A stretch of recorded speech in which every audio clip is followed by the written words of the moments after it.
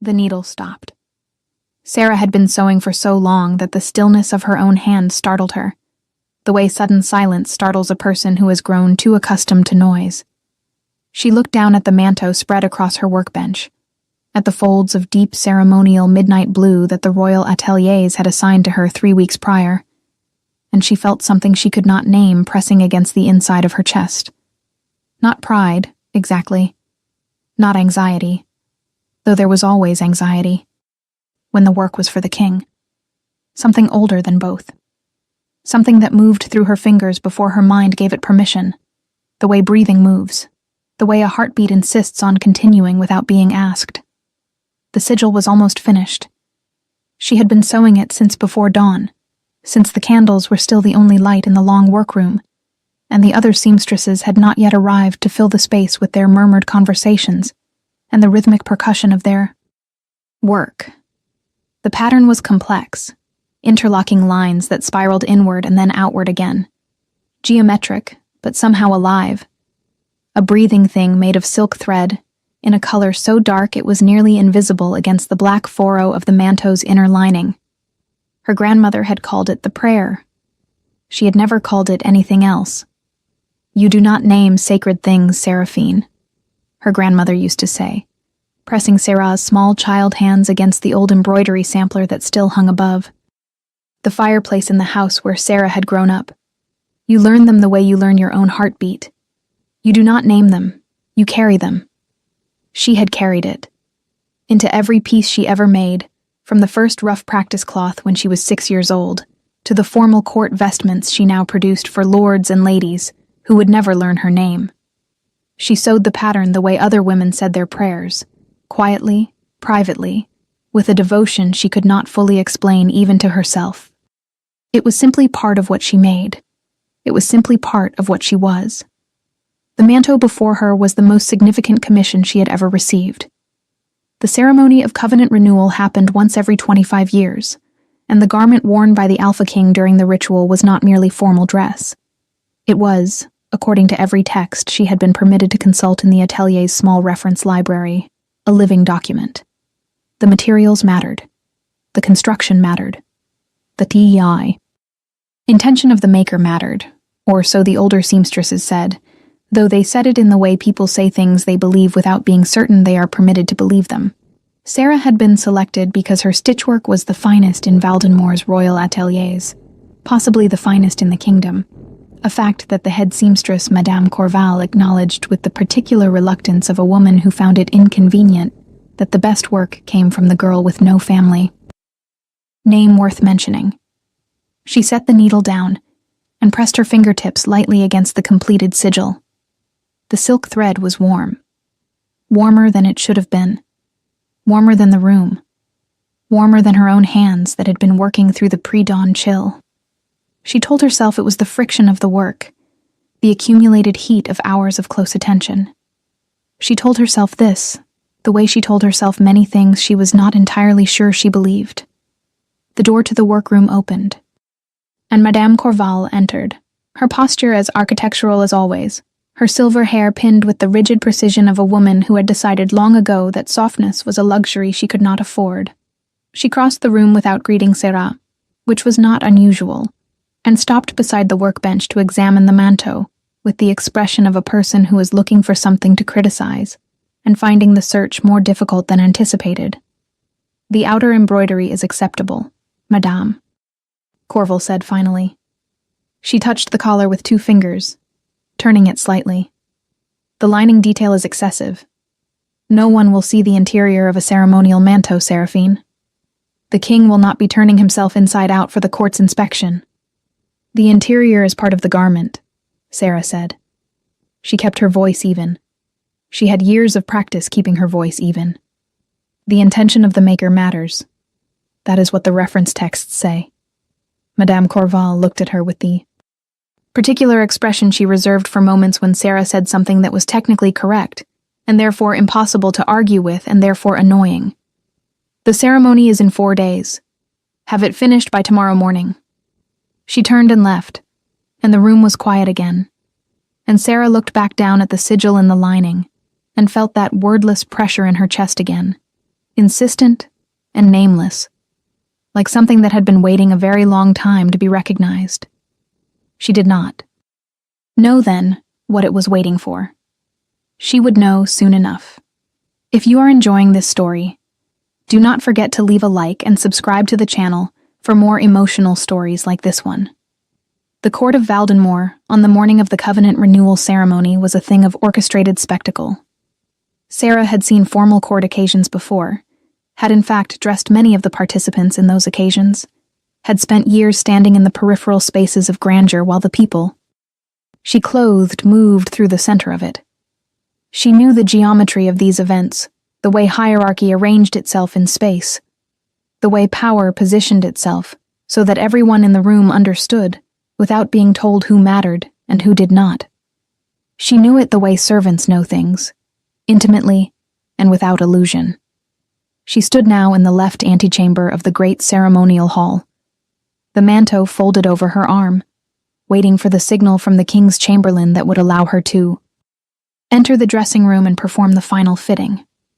Around her, lords and ladies in their formal regalia moved like a current she was not part of, voices overlapping in conversations about politics and alliances and the particular anxieties of a court that was about to participate in a ritual none of them fully understood, and all of them treated with the performative reverence of people who had decided that reverence was strategically advantageous. Sarah watched them with the calm attention. She had trained into herself over years of being someone no one watched back. She had found, a long time ago, that invisibility had its uses. "You are the seamstress." It was not a question. The voice came from her left, low and precise, with the quality of a voice that was accustomed to being heard without having to raise itself. Sarah turned. The woman who had spoken was somewhere in her middle years, dressed in deep green that had been selected with the kind of care that looks like effortlessness.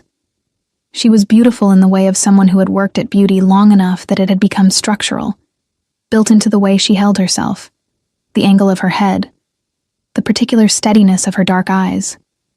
She was also, Sarah knew immediately from the sigil pin at her shoulder, Councillor Vael, the king's senior advisor, and the most politically powerful woman at court.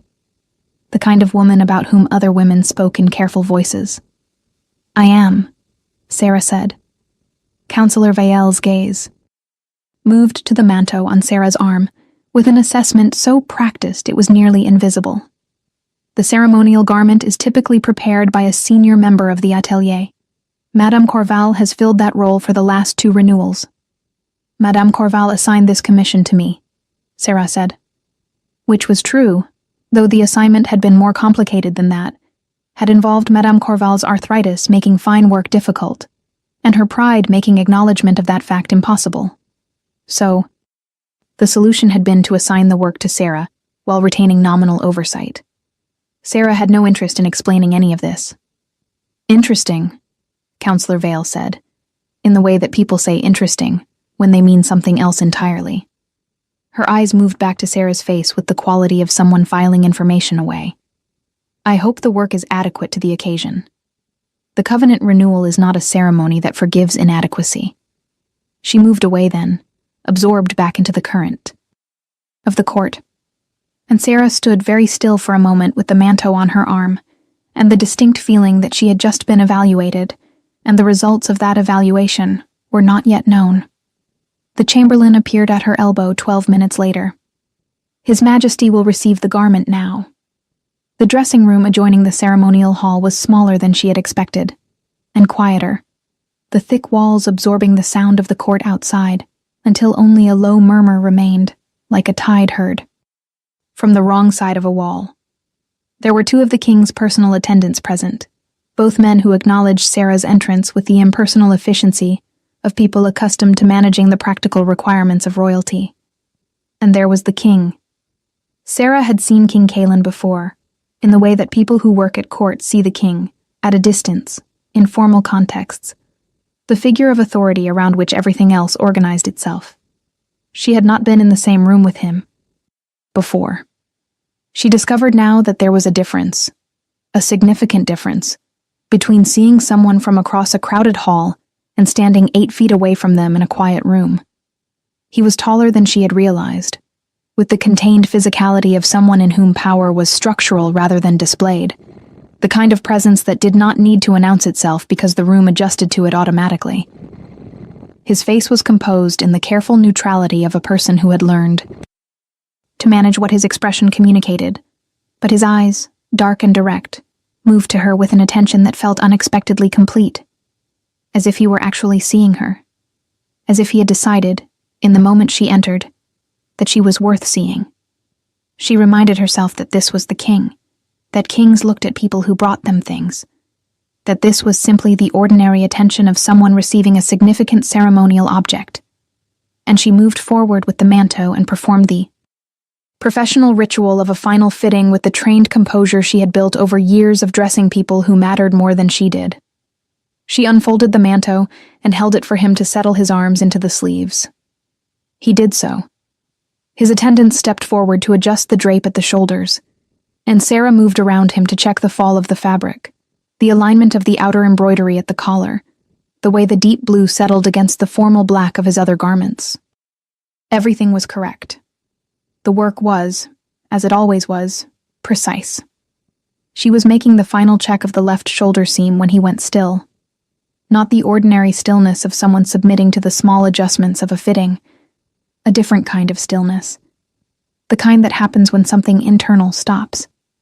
She noticed it first in the quality of the silence around him, the way his attendants seemed to register it without understanding it, exchanging a glance over his head that she caught in her peripheral vision.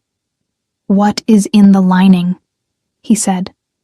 His voice was the same, low and precise, but something underneath it had changed.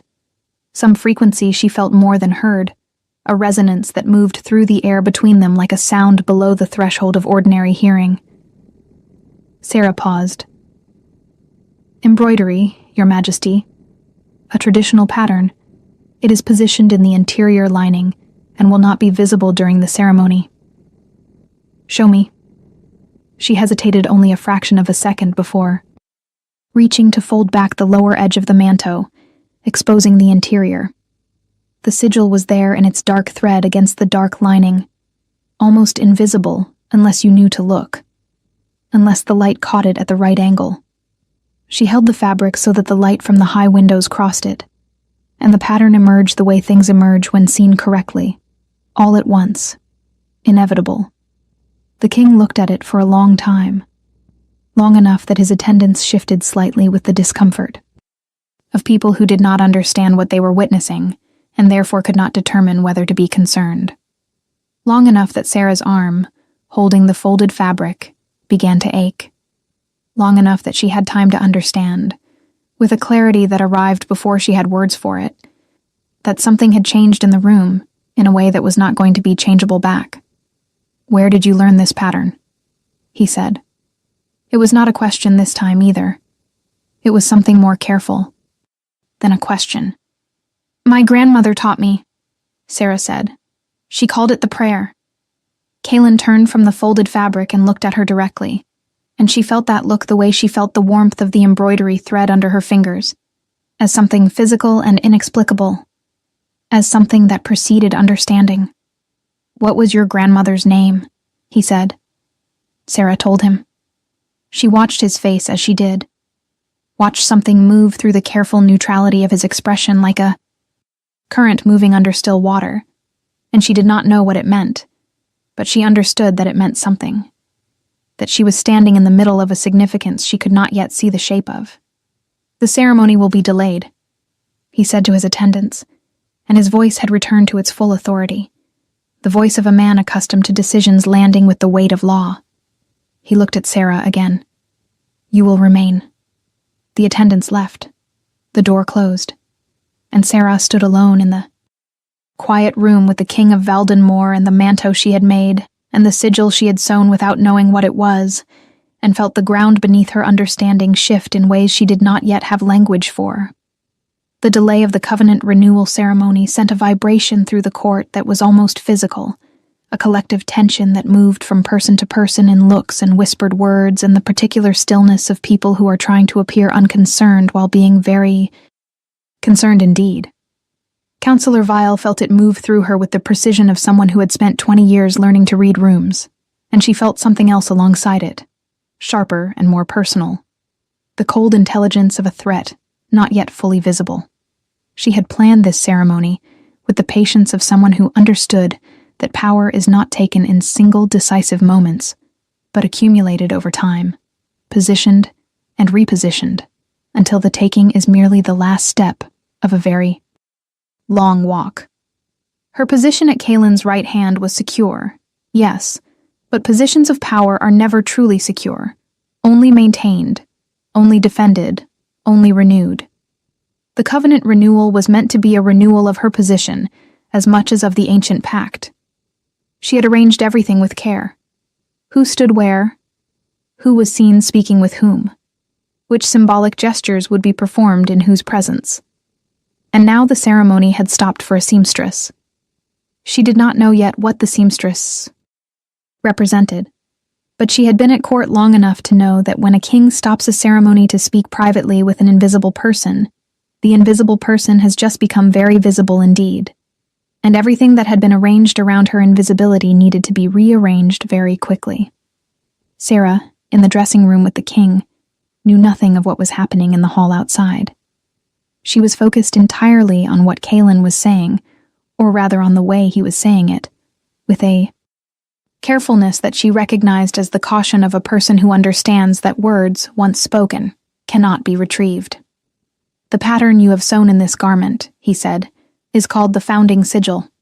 It is, as far as every scholar in Valdenmoor has been able to determine for the last 200 years, unique to a single lineage. The lineage of the Covenant founders, the family that sealed the original pact between the Lycan Pax and the human settlements of this region. A family that has been considered extinct since the Shattering." Sarah looked at him. She felt very still, the way she felt when a piece of work required absolute precision, every other sensation narrowing to the point of the needle. "I do not understand what you are telling me," she said. "I know," he said, and something in his voice that she could not entirely name, something that was not quite gentleness, but was the shape of gentleness, moved through the words. "I am telling you because I think you deserve to. Understand what you are carrying before it is explained to you in a context that does not give you that dignity." He paused. "The founding sigil cannot be replicated. It is not simply a pattern. It is, according to the original covenant texts, a living mark. It carries the essence of the bloodline. It appears, the texts say, through the hands of those who carry that blood, even those who do not know they carry it. It cannot be copied from observation. It cannot be learned from instruction alone. It emerges from the blood." The silence in the room was complete. "My grandmother taught me this pattern," Sarah said carefully. "Your grandmother carried the blood," Kaelin said, "and her grandmother before her. The line did not end at the Shattering. It went underground. It forgot itself. Or perhaps it chose not to know itself, because knowing was dangerous." His eyes held hers with that complete attention that she had noticed when she first entered the room, and she understood now that it was not the ordinary attention of a king receiving a garment, had never been that, had been something else from the first moment, though neither of them had known what to call it. "You are the last of the Covenant founders' line, Seraphine, and you have just sewn the founding sigil into the garment I am about to wear at the Covenant renewal." Sarah set the folded edge of the manto down very carefully. She needed her hands to be doing something precise. "And what does that mean?" she said. "Practically, for today." Something moved at the corner of his mouth that might, in different circumstances, have been the beginning of a different expression. "It means," he said, "that the ceremony cannot proceed as planned. And it means that a great many people in that hall are about to have their understanding of the world adjusted significantly." He looked at the manto, at the visible line of dark stitching at the fold where the interior had been revealed. "It also means that whatever you thought you were doing this morning, sewing alone before dawn, you were doing something considerably more consequential." Sarah thought of her hands moving in the pre-dawn quiet, the needle following a path as familiar as breath. She thought of her grandmother's voice. "You do not name sacred things. You carry them." "She knew," Sarah said. It was not a question.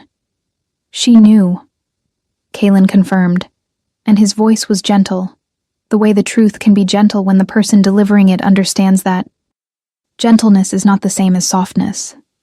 "What do you think will happen next?" Leave your predictions in the comments below.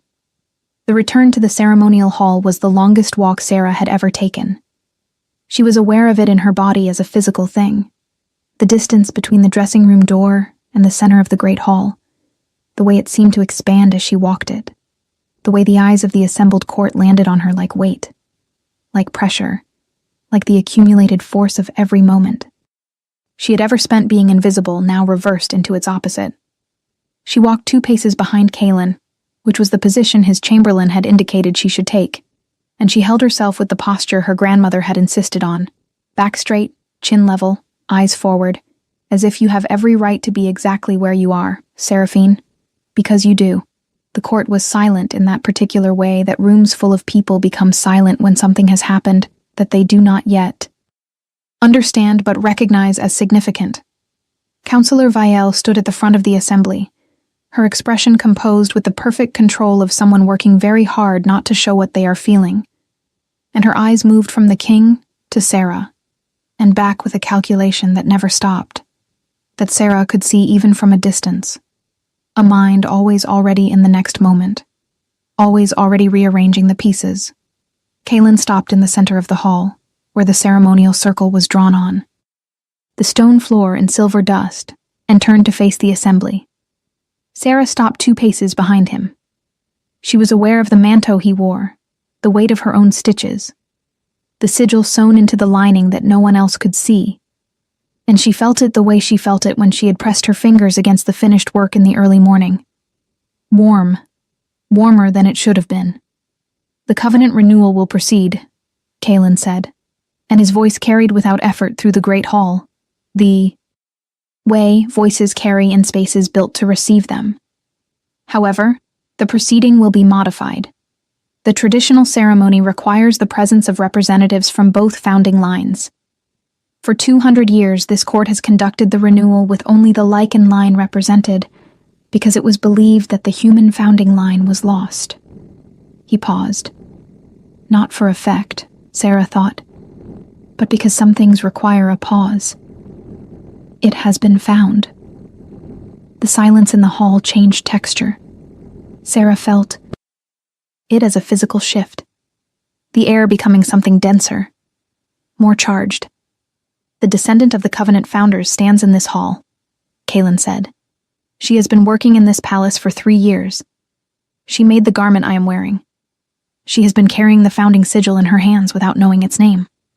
He turned then, and looked at Sarah, and the full court turned with him, and she felt those hundreds of eyes with every nerve she had. But she did not look away.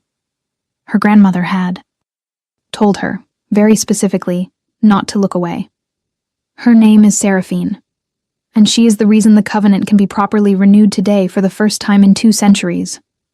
What followed was not silence. It was the sound of 200 people processing simultaneously, which is a complicated and layered noise, not loud exactly, but dense, the murmur of comprehension arriving in waves. Sarah stood very still and let it move around her, and thought about the needle going through the silk before. Dawn. The path that was as familiar as breathing, and understood that her grandmother had known this would happen, had prepared her for it in the only way she could, had given her the tool and the practice and the steadiness before giving her the knowledge, because the knowledge alone would not have been enough. Councillor Vielle moved. Sarah saw it in her peripheral vision before she saw it directly. The slight forward shift of someone who has decided that waiting is no longer the correct strategy. She crossed the space between the front of the assembly and the center of the hall with the controlled deliberateness of someone accustomed to making movement look inevitable. And she stopped beside Kaelin with the physical ease of someone who had stood beside him many times and intended to make that familiarity visible. "Your Majesty," she said, and her voice carried its own kind of authority, polished to a high finish. the covenant texts do establish the requirement of both founding lines, but they also establish the requirements for verification. A claim of lineage requires more than a needle and thread. Her eyes moved to Sarah, with an expression that was not cruel, exactly, but was the precise and cutting thing that sophisticated cruelty becomes when it has learned to dress itself in the language of procedural concern. I mean no disrespect to the young woman, but the court would be remiss in its duty if it accepted an extraordinary claim without extraordinary evidence. Sarah felt the shift in the room, the way the counselor's words landed, the way they gave people who were uncertain a framework for that uncertainty. She was not afraid, exactly. She was something more specific than afraid. She was very awake. "The verification is standing in front of you," Kalen said. His voice was even. "The founding sigil cannot be replicated. This is documented in the covenant texts, the same text you are referencing. It emerges through the bloodline, or it does not appear at all. I have had the pattern in the lining of this manto compared against the original stone carvings in the archive hall this morning. They match in every particular, including elements so fine they require magnification to see. There is no possibility of forgery. There is no possibility of coincidence." Counselor Vale was very good, Sarah had to acknowledge, watching her.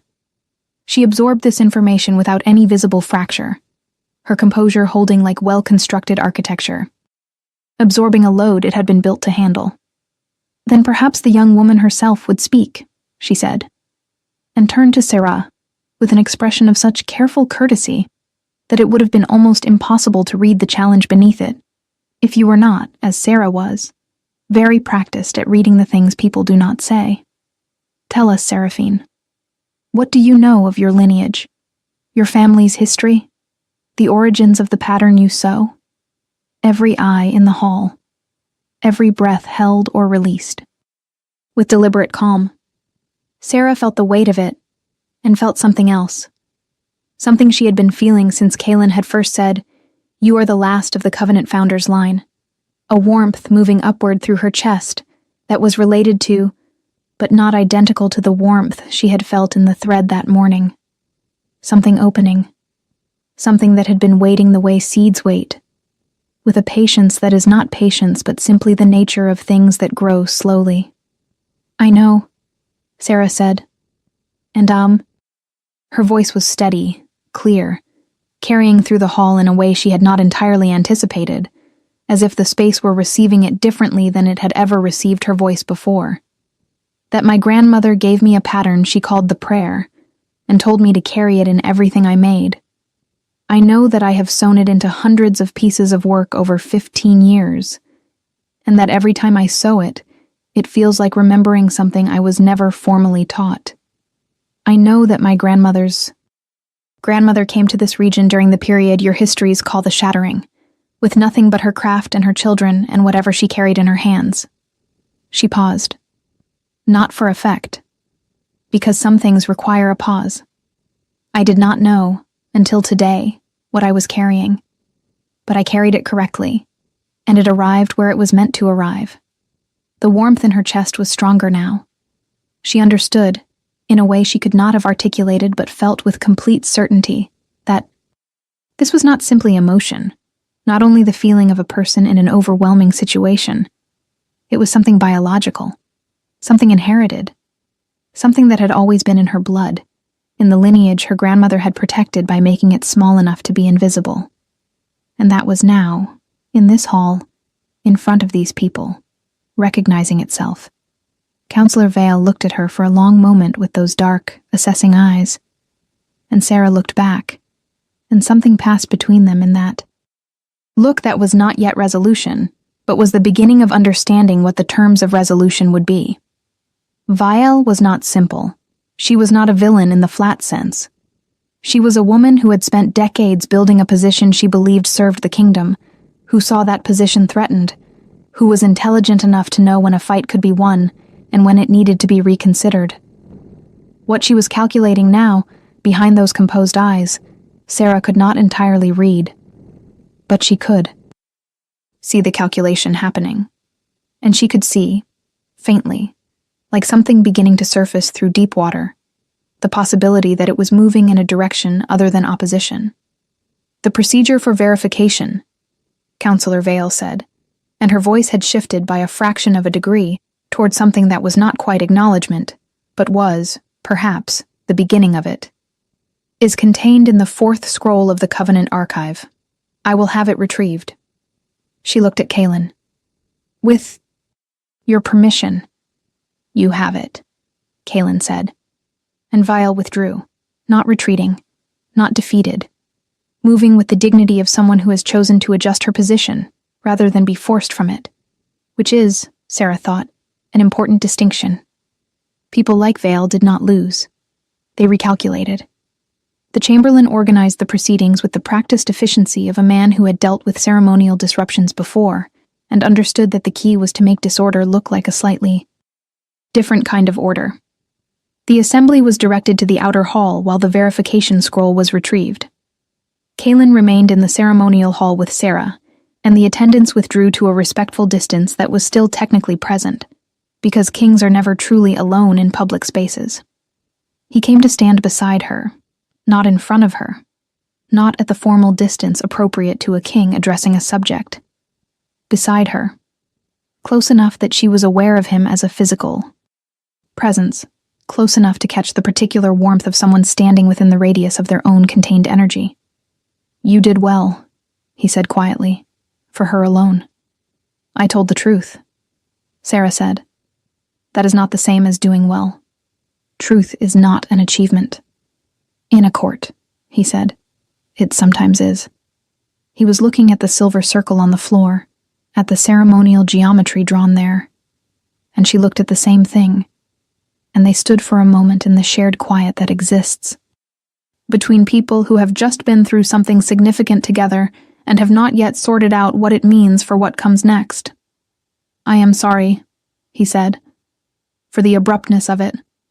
There was not a slower way to do it that would have served you better. But I am sorry for the shock." "My grandmother prepared me for shocks," Sarah said. "She simply did not tell me what kind." She felt his attention shift to her, the full quality of it, and met it. "May I ask you something?" "Yes." "When you touched the manto, when you first went still, what did you feel?" He was quiet for long enough that she thought he might not answer, that the question had crossed some line she had not seen. Then he said, "Recognition, the kind that arrives before understanding, the kind that is not chosen." He paused. "My wolf recognized the sigil, the way a wolf recognizes a bloodline. Not a stranger's bloodline, something older than that. Something that belongs to the same covenant that created my own line." He turned to look at her then, and she met his eyes, and the look was not the look of a king examining a subject, or a man examining a woman. It was something simpler and more complicated than either. The look of a person who has just understood something they have been moving toward without knowing it. The covenant did not only bind territories and peoples. The original texts, which very few people have read, describe the bond between the two founding lines as something more specific than political alliance. Sarah felt the warmth in her chest again, that opening sensation. "How specific?" she said. "Specific enough," he said, "that I would like you to read them yourself before I say more, because you deserve to encounter that knowledge in your own time, in your own understanding, and not have it handed to you by someone else who has had weeks to process what you have had hours." He looked away again, back at the silver circle. "What I can tell you is that what I felt when I touched the manto is something my wolf does not do casually, and it has never done it before." The warmth moved through her like a tide, unhurried, certain of its own direction. The verification scroll was ancient.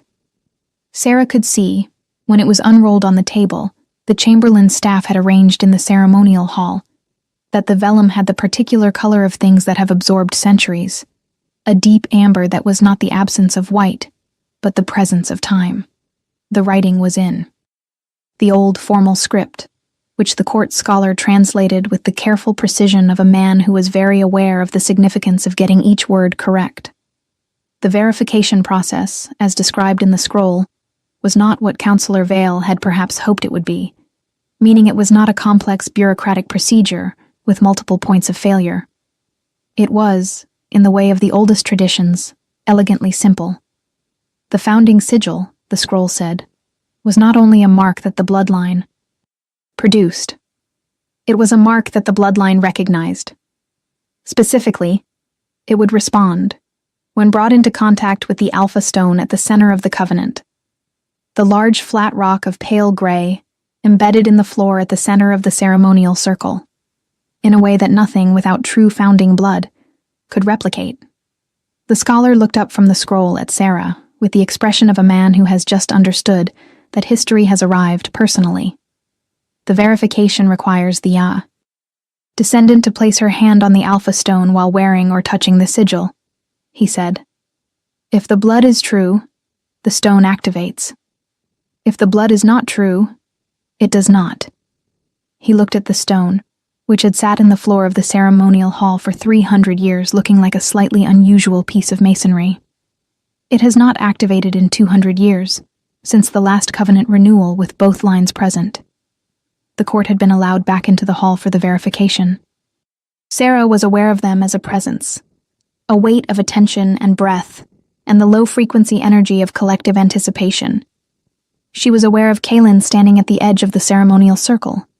Watching her with the still quality that she had come to understand was not blankness, but its opposite, the complete attention of someone who has learned to hold significant feelings very quietly.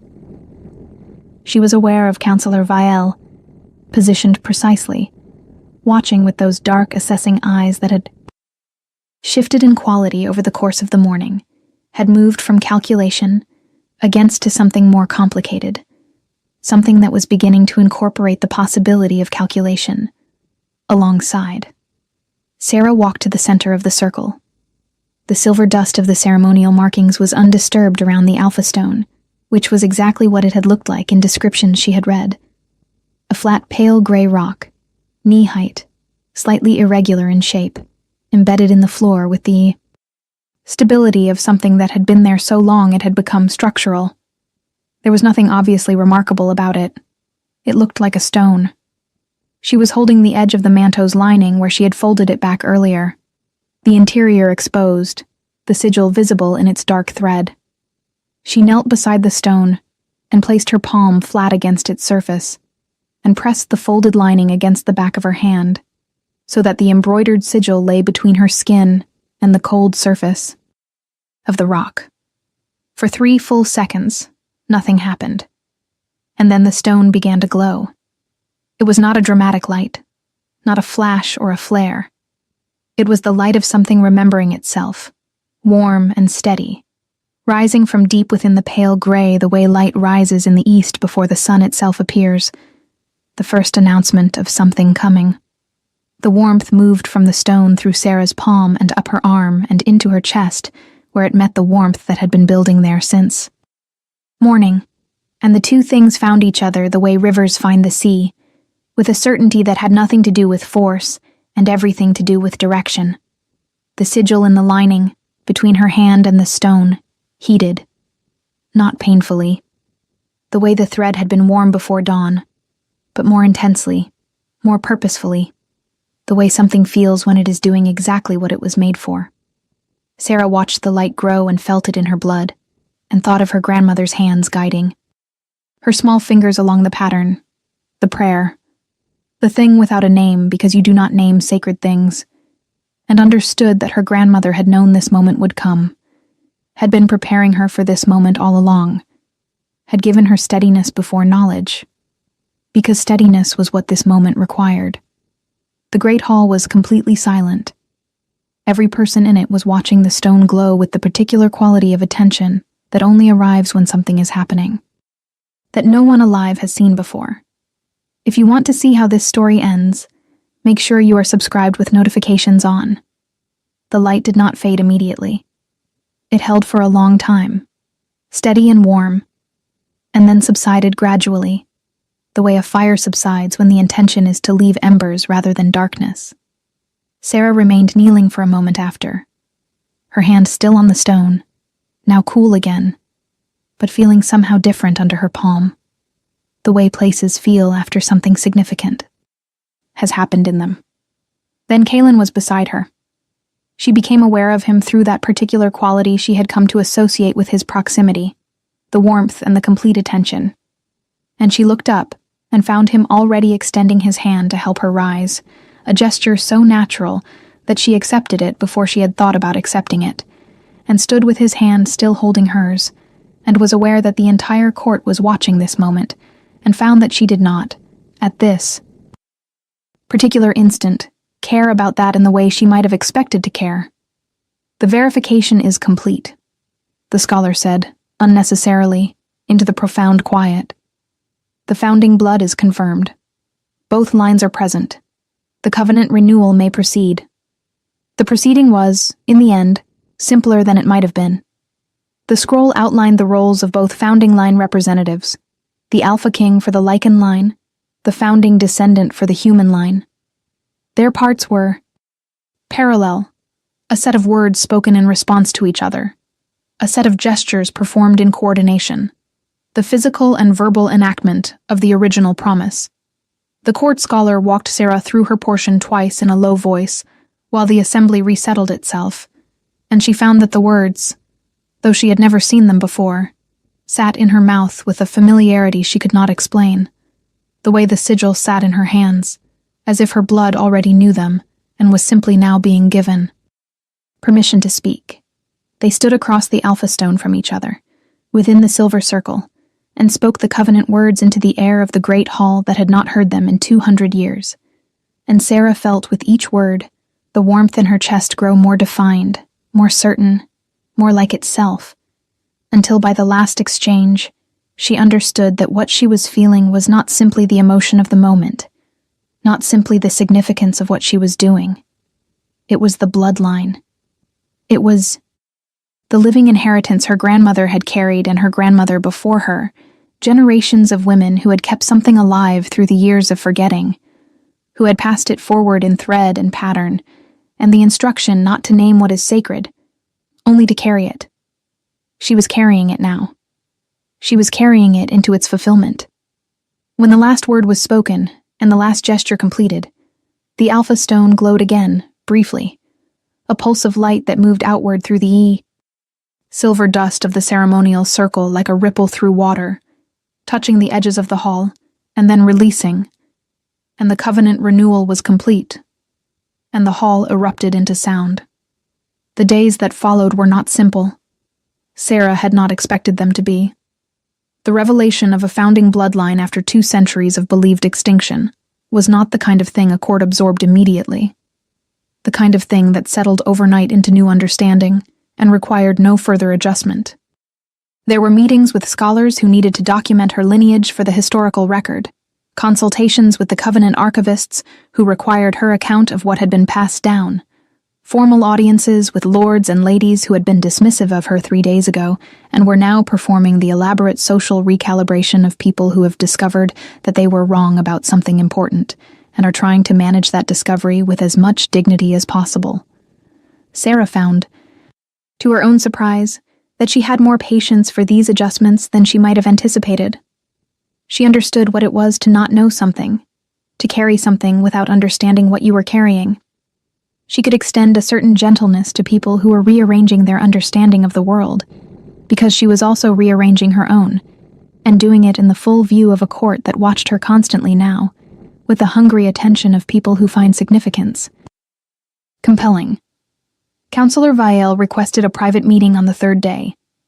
Sarah considered this carefully, and agreed.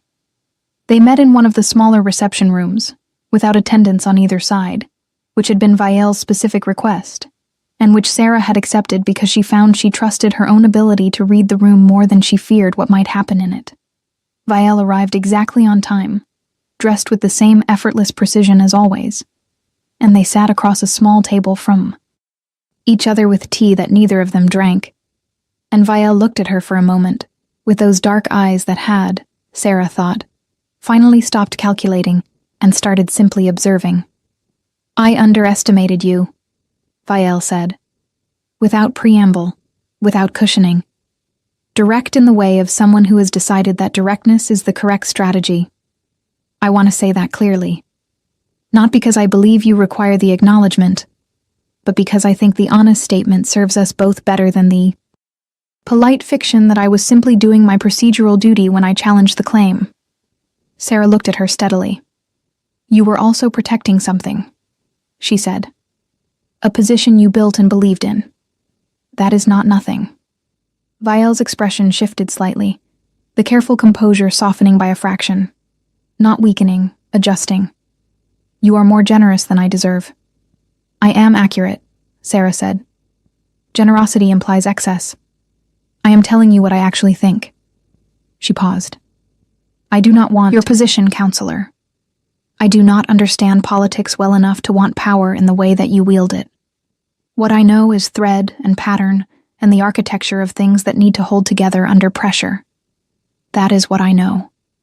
She met Viel's eyes directly. I suspect the kingdom needs both things. And I suspect you are intelligent enough to know that. The silence that followed was different from the silences that had preceded it between them. Not charged with opposition. Not loaded with calculation. Quieter. More honest. You suspect correctly, Viel said. And then, for the first time since Sarah had encountered her, she smiled. A real one. Brief and unperformed. I will be watching you, Seraphine. Not in the way I was watching before. She picked up her tea at last and held it between both hands. In the way that one watches someone they intend to learn from. Sarah returned to her work in the ateliers that afternoon, or tried to. She found that the workroom, which had been her entire world for 3 years, felt different now. Not smaller exactly, but differently shaped. The way spaces feel when you have seen them from outside and understand that they are contained within something larger than themselves. Her workbench was exactly as she had left it, needle resting where she had set it down before dawn on the morning of the ceremony, a lifetime ago, 3 days ago. She sat down and picked up the needle and felt the familiar weight of it, and was grateful, deeply and specifically grateful, that this had not changed, that the work was still the work, that the thing in her hands that had always felt like prayer, still felt like prayer, even now that she knew what the prayer had been for. She was sitting like this, needle in hand, not yet working, simply being still in a space that was familiar, when she became aware of someone in the doorway. She knew who it was before she turned, the way she had known things about him from the beginning of it, with, that sense that arrived before language, before thought. Kaelin stood in the doorway of the seamstress's workroom with the slight self-consciousness of a king in a space he does not usually occupy, which Sarah found unexpectedly endearing. He looked around at the long benches and the bolts of fabric and the particular organized chaos of professional needlework, and then at her, and something in his face that had been held very carefully over the days of procedural intensity since the ceremony relaxed slightly. I did not know where else you would be, he said. This is where I am, she said. He came into the room and stood beside her workbench, looking down at the fabric and the needle with the same attention he gave everything. How are you? He asked. And the simplicity of the question, after days of significant events and formal procedures and the elaborate vocabulary of courts, landed with a directness that made her breath catch very briefly. I am rearranging things, she said. Inside. The understanding of what I am, what I carry. It takes time. I know, he said. He sat down on the stool across the workbench from her, which was not a thing kings did in seamstresses' workrooms, but he did it with such naturalness that it seemed like the most reasonable action available. I have been thinking about what I said to you, about the covenant texts, about what they describe. Sarah set the needle down. I read them, she said. The archivist gave me access. And? She looked at him across the workbench. The winter light came through the high windows and fell across the fabric between them, across the needle she had set down, across his hands resting on the edge of the bench. The texts describe a bond, she said, between the two founding lines, Not only political, not only ceremonial. She paused. They used the word recognition, the same word you used. Yes, he said. Is it? She began, and then stopped, and began again, because this was not a question she could approach sideways.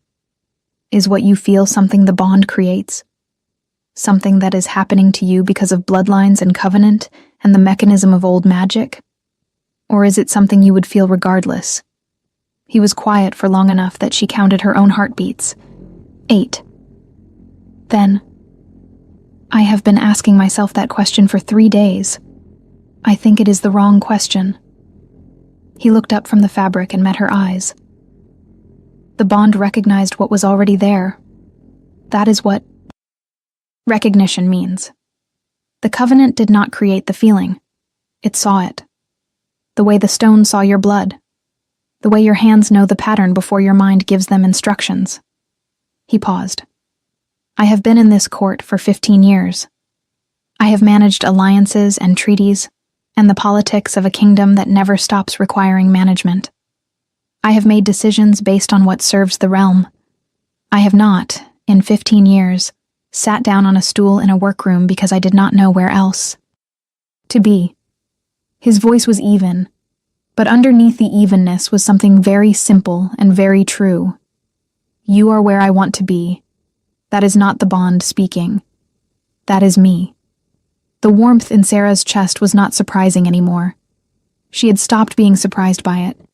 She let it be there, steady and certain, and looked at the man across the workbench from her, the king who had recognized her name in the sigil she had been sewing since childhood, who had stopped a ceremony to tell her the truth before anyone else could shape it for her, who was sitting on a seamstress's stool because that was where she was.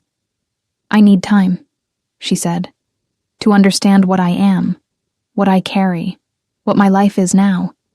It has changed very completely and very quickly. I know, he said. I am not asking you to wait, she said carefully. I am asking you to let the time be what it is, not to press it into a shape it is not ready for. That is not how I do things, he said. The covenant texts call the bond between the lines and unfolding, not a declaration, an unfolding. The edge of his mouth moved, not quite a smile, but the first cousin of one. I can live with an unfolding. She looked at him for a moment. This careful and contained man who had the gravity of a king and was sitting on a stool in her workroom, and felt the unfolding he had named, felt it as a physical thing, the slow certainty of something that grows because that is its nature and cannot be hurried without being broken. So can I, she said. She picked up the needle. He did not leave. He sat across the workbench and watched her work, not intrusively but companionably, the way people keep each other company when words are not the thing the moment requires. After a while, he asked about what she was making. She told him. He asked another question, about the thread, the technique. She answered.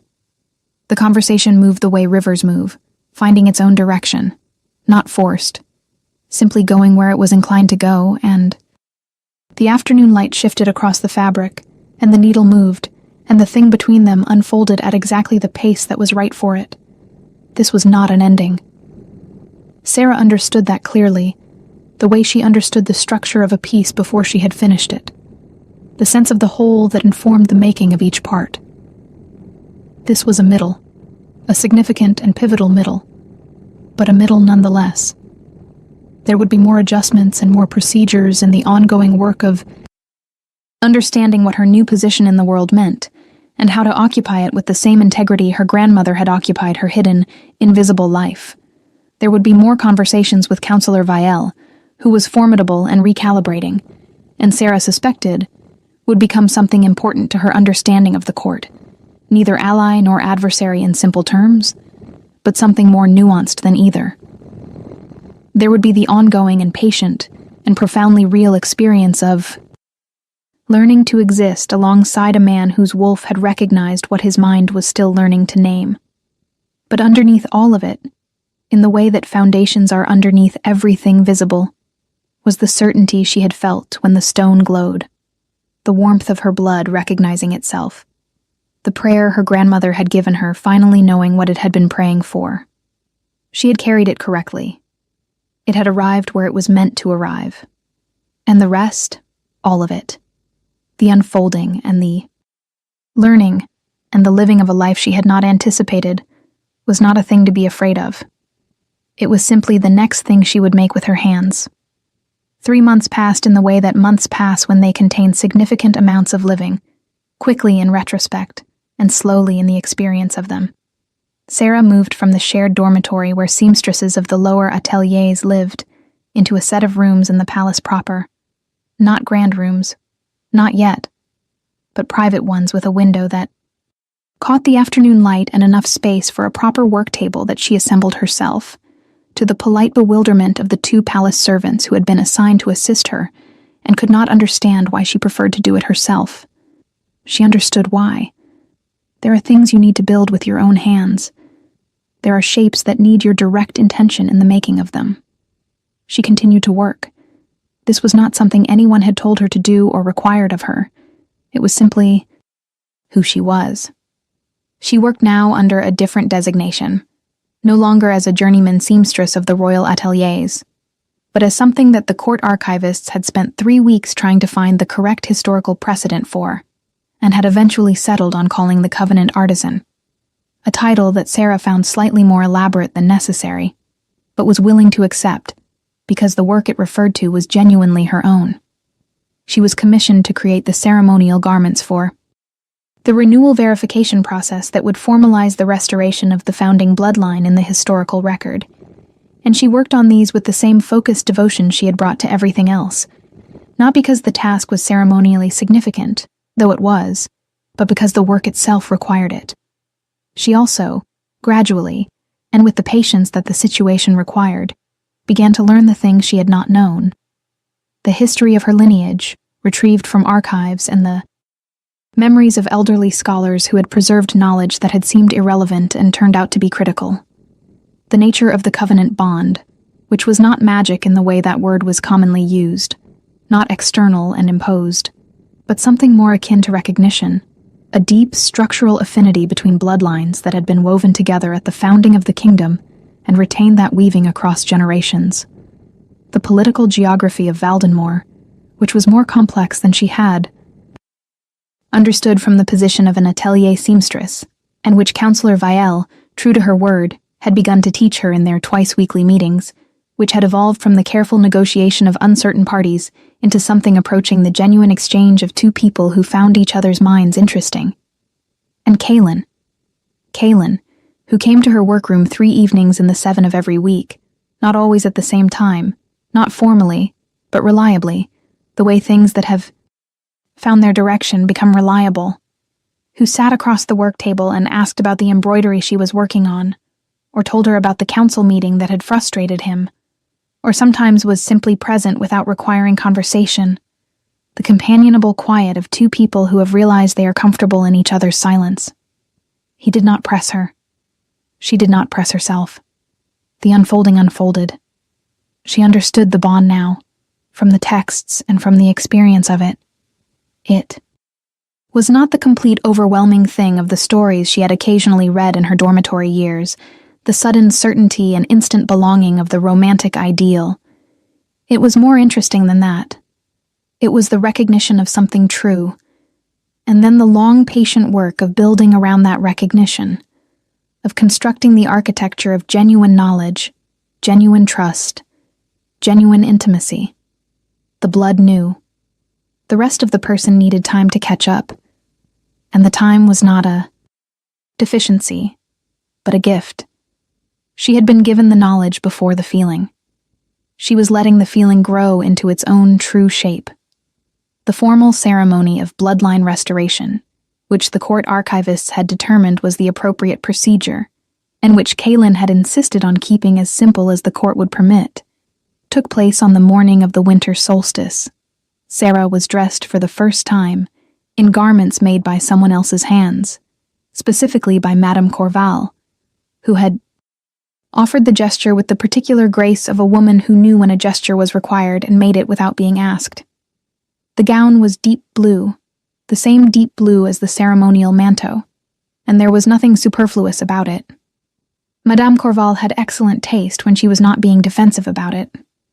The court assembled in the great hall, the silver circle repaired and redrawn, the alpha stone gleaming dully in the winter light.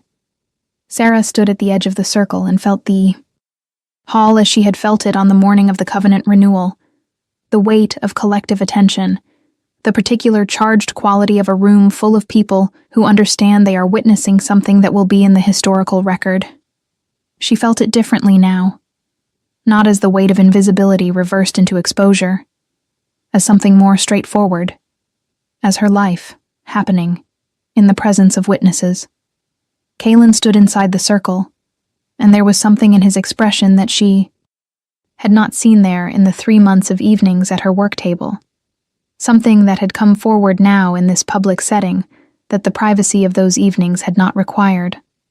He was watching her cross the space toward him with an openness that the careful neutrality of his public face had always occluded, an openness that said, clearly and without the mediation of language, that this mattered to him in a way that had nothing to do with covenant or bloodline or the formal requirements of ceremony. He was looking at her. He was looking at Sarah, the woman with needle-worn fingertips, who talked about thread with the same seriousness that he talked about governance, who had told him she needed time and had taken exactly the time she needed, and not apologized for it, who had sown a prayer she did not understand into everything she made and had been right to do it. She came to stand across the alpha stone from him, inside the silver circle, and the scholar began the ceremony, and she spoke her portion when it was time, and he spoke his, and the formal words of bloodline restoration were entered into the record of the covenant in the same ancient script that had recorded the original founding, and the stone glowed briefly in the way it had glowed on the morning everything changed, warm and certain and without drama, the light of something simply being what it is. After the words, and before the witnesses, while the hall held its collected breath, Kaelin reached across the alpha stone and took her hand. Not a ceremonial gesture, not prescribed in any scroll, simply a choice, made by a man in a public place, to take the hand of the person beside him, to make visible the thing that had been present in all those quiet evenings, without requiring announcement. His hand was warm, and hers was warm, and the stone between them glowed for a moment longer than it technically needed to, as if it were also, in its ancient and unhurried way, content. The hall released its sea, breath, and the sound that rose was warm and complex. Not the bewildered murmur of the day, everything changed, but something more settled. The sound of a court that had had time to adjust, and had, largely, chosen to accept the adjusted reality. There were exceptions. There would always be exceptions. There would be the ongoing work of politics and positioning, and the careful navigation of a status that was new and complicated, and required constant attention. She knew this. She was not naive. She had spent 3 months learning enough to know how much she still needed to learn, but she also knew the warmth of the man holding her hand across the stone, and the warmth of her own blood, doing the thing it had always been built to do, and the warmth of the needle in her workroom waiting for her to return to it, and the warmth of the prayer her grandmother had given her arriving, finally, completely, at the place it had always been traveling toward. She had carried it correctly. That was what her grandmother had asked. Carry it correctly, Seraphine. Keep it in your hands. Do not let it become a secret you keep from yourself. She had carried it into a hall full of witnesses, and set it down, and picked up a different kind of work. The kind that would take the rest of her life. If this story touched your heart, share it with someone who loves epic romance. Tell me in the comments, did you see this ending coming?